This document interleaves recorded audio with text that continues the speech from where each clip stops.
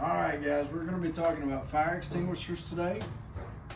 And so, just as a quick introduction, what we're going to be talking about is a little bit about me, what we'll be talking about. So we'll be talking about extinguishers, the things that I want you to learn for the day, and then we're going to go outside and do a quick evolution real quick. So to start, my name is Haddix. I work for the Nashville Fire Department on Engine 8. And I'm going to be teaching you a little bit about fire extinguishers. Alright, now that you guys know a little bit about me and what I do, we're going to jump into what we're going to be talking about today. So today we're going to be talking about fire extinguishers, and we're going to be specifically talking about Class B fire extinguishers, which is carbon dioxide. And we're going to be going over different things like when would you need to use a fire extinguisher? What would you need to use a fire extinguisher on? We're going to talk about all the different components that make up a fire extinguisher, from the cylinder to the pin to the trigger. And most importantly, we're going to talk about how to use it. So if there was a fire and you needed to use it, we're going to talk about exactly how to do that properly and safely, so that way you can get the fire extinguished and not cause any harm or damage to yourself.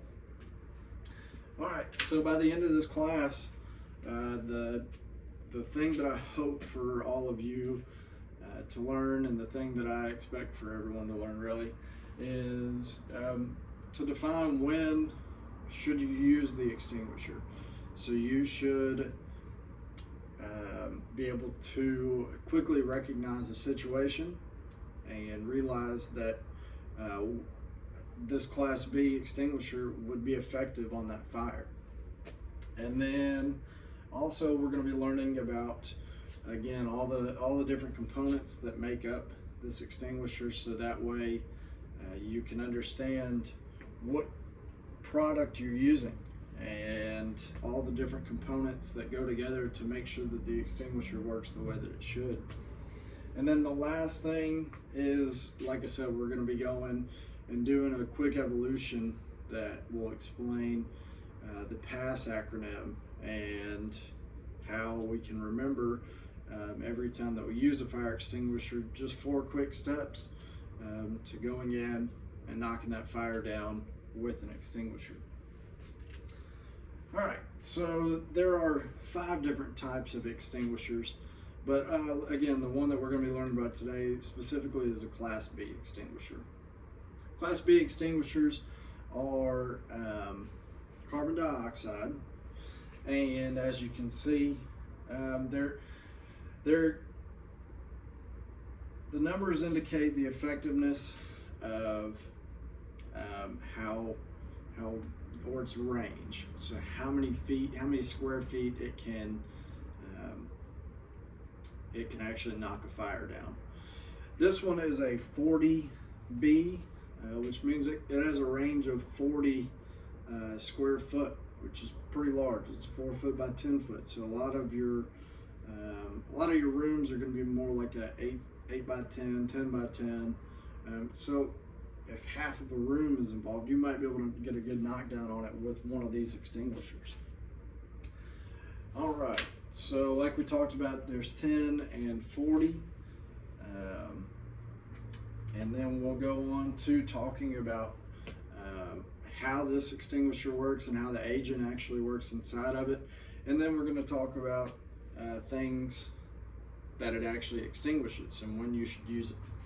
So this extinguisher works by displacing the oxygen in the room or in that area, and it extinguishes things such as gas or oil or grease or tar, and a lot of these materials have a really low vapor point, so they're giving off these vapors and can be extremely flammable.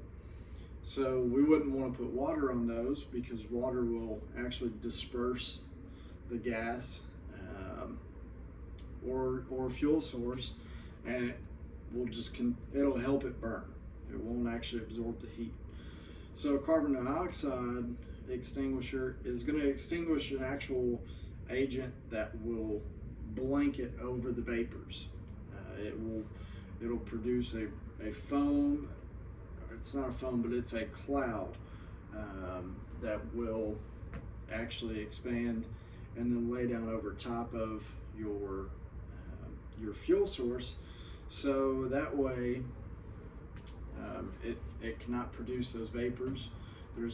It'll deplete the oxygen from that area, and whenever it does that, just the same way the fire triangle works, so we need heat, we need a fuel source, and we need oxygen. It takes away that oxygen, so that way that fire can't continue to work. It takes away that element really quickly. All right, so moving on, we're going to talk about, now that we know how the agent actually gets extinguished, we're going to talk about the different components of the fire extinguisher. So on this extinguisher, we have what would be a gauge right here. This extinguisher does not actually have a gauge, but a lot of your Class Bs will have a gauge right here. We have the actual cylinder itself. So this cylinder, whenever it's full, will weigh 34 pounds, which is pretty heavy for a carbon dioxide, or for an extinguisher period. Some of your cold water cans or your Class A cans are going to be a little bit lighter than this Class B can is. Another thing about this is that the range isn't necessarily as wide as some of your other extinguishers. So it's really important to know that you're going to have to get a little bit closer to the fire, which isn't as safe, but it is really effective in knocking it down. So again, we talked about the gauge.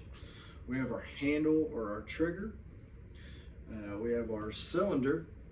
We have our CO2 that's actually inside. So the CO2 is a pressurized liquid that whenever you pull the trigger, it will actually pull that liquid out of the cylinder because it's pressurized. And then we have our discharge hose, and then we have our nozzle. Some people call this a horn as well. And then lastly, we have our set pin, which is right here. And so to be able to use this extinguisher, if I wanted to right now with the pin in, I can't squeeze the trigger. So it does a good job of keeping all the CO2 inside until I'm ready to use it. And then I would need to pull this pin out, and then it becomes active and ready to use. But we're not ready to use it right now, so we're going to put that pin back in. All right. So today, now that we know what the extinguisher does in putting out the fire, we also know the different components, and that we need to use this trigger, and we would check our gauge to make sure that there's enough CO2, and as well as that the liquid's going to come out of the discharge hose. We're going to talk about exactly how we would use this extinguisher if there was a fire right now. All right, so the first thing we would do is make sure that there is truly a fire, and that this is the appropriate extinguisher to use. The good thing about this extinguisher is that it doesn't conduct electricity. So really, this extinguisher can be used for a lot of things, not just the gas or the paint or the grease. But if you were to use it like on an electrical fire, it's not going to make your problem worse, which is a really good thing. Things like wood and Class A materials, it will control the fire for a minute, but whenever that whenever that blanket goes away, that heat that's already still there that it's absorbed, the fire can continue on. So that's why we want to use a Class A or water can for something like Class A materials. All right, so we're going to go step by step, and then we'll actually do an evolution where you get to see and go through the process of using one of these extinguishers. So the first step, like we said, we're going to go ahead and pull the pin. So that pin will release this trigger to be able to use. This bottom handle is stationary. So this is what this handle right here is where you're going to actually hold. You can see I'm holding it right here. And whenever I push this one down, it will discharge our CO2. All right. We're going to we're going to have our nozzle ready in our hand. And then, as this picture shows, before, if this room that we're in right now was on fire, you could do a quick tap of the discharge just to make sure it's going to come out before you move closer to the hazard or towards the fire. So that way you make sure that your equipment works prior to getting on top of the fire. All right, so as soon as we're ready to go, we've got our trigger in hand, we've got our nozzle. One good thing that you can do is remember the PASS acronym. And the PASS acronym is going to be to pull that pin, which we just did. We're going to aim our nozzle at where we're trying to extinguish at the base of it, and then we're going to squeeze this trigger, and then we're going to sweep. So we're going to get all the fire out at the base of that fire by squeezing this and sweeping. And a few things to note is whenever you actually walk into a room or you find that fire, you want to pull the pin, you want to go up to it, you want to aim, and then squeeze, sweep. But you always want to make sure that you're facing the fire. Whenever you're done fighting, you don't want to turn around and walk away. You want to approach the fire and back up, so that way if it does flare back up and it does take back off, you can go back at it with your extinguisher to knock it back down. Another thing is, as that fire grows, if it does begin to grow again, if this is where I was entering, you want to make sure that fire doesn't come back around you and limit your exits. You want to be able to get in, knock the fire down, and have a safe way out. And even if the fire does grow to the point where this extinguisher isn't effective on it, you want to be able to have a safe way to exit out of where you came in, so that way you make sure that you don't get hurt. Your own safety is one of the most important things. It is the most important thing when fighting these fires. Today, and really always, you're going to want to make sure that you have your proper PPE on as well. So if you see in the slides, our firefighter that's doing the demonstration, he's doing a good job of making sure that he has his full turnout gear. He's on air, so that way he's not relying on the air in the room he's not relying on the air in the room and the oxygen in the room, because as we know, that fire is going to deplete the oxygen. It's going to use all the oxygen in the room that it can, but then this is also going to take the oxygen away as well. So we don't want to be in an oxygen deficient room trying to fight fire, and then we deplete all the oxygen and then we put ourselves in harm again. So our firefighter's on air with his pack. He's got his fire extinguisher ready to go, and he's safely approaching it and in a position where he can easily walk away from it as well. All right, well, we're gonna go ahead and head on out to the bay and go through our checklist. And so we have a checklist that we'll go step by step on how to successfully use the fire extinguisher, and we'll get you checked off to make sure that you know exactly what you're doing. All right, so we're out here. We're going to go ahead and do our evolution, but before we do that, we're just going to do a quick knowledge check. So, Molten, what class of extinguisher is this, and what is that extinguisher? What's an intended extinguisher? That is a Class B extinguisher, and it's used to extinguish flammable liquid fires. All right, and what are maybe one or two examples of flammable liquids? Gasoline and oil. And oil, that's right, you're exactly right. All right, Firefighter McCall, what are three different components of this fire extinguisher? You have a fire extinguisher cylinder, pin, and a handle. That's right. All right, so real quick, we'll go through the evolution that we talked about earlier, and we've got our checkpoints here that we'll have you knock out. But Firefighter McCall, if you want to come on up and show us what you would do if this was our fire, what would you do with your extinguisher, and kind of talk us through what you're doing while you're doing it. Okay, well, first of all, I want to make sure that this fire extinguisher is the right fire extinguisher for the fire. That's correct. Second, I want to make sure that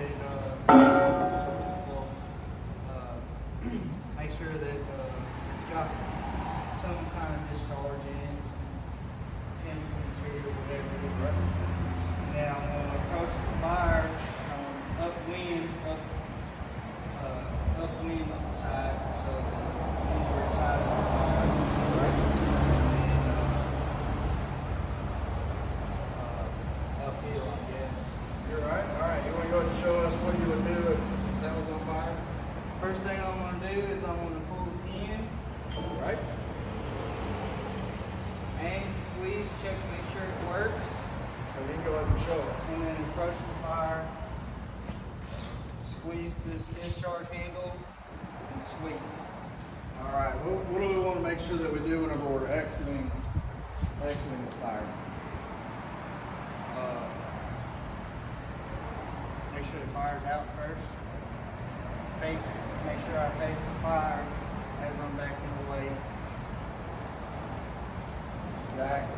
All right. You hit every single point on there, and I'll give you the form to show you the At this point in my presentation, I would give a written exam to the class to make sure that all of my students understood and retained the information that was presented to them today.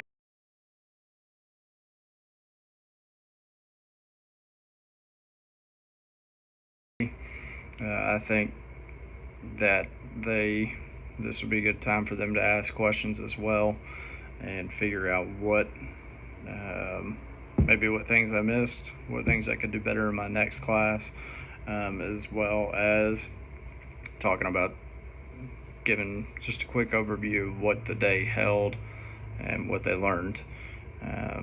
All in all, I think it would have been a good class. I think the evolution showed that the students understood what material was being given to them, and that I feel like they could execute what they needed to, and be able to maybe teach someone else based on what they learned. I was gonna say, we also only used the PPE needed for our evolution today, that without discharging the extinguisher, due to that was the extinguisher that we have on the truck. So we we couldn't discharge it just in case we needed to use it today on a run. And but I thought today went very well.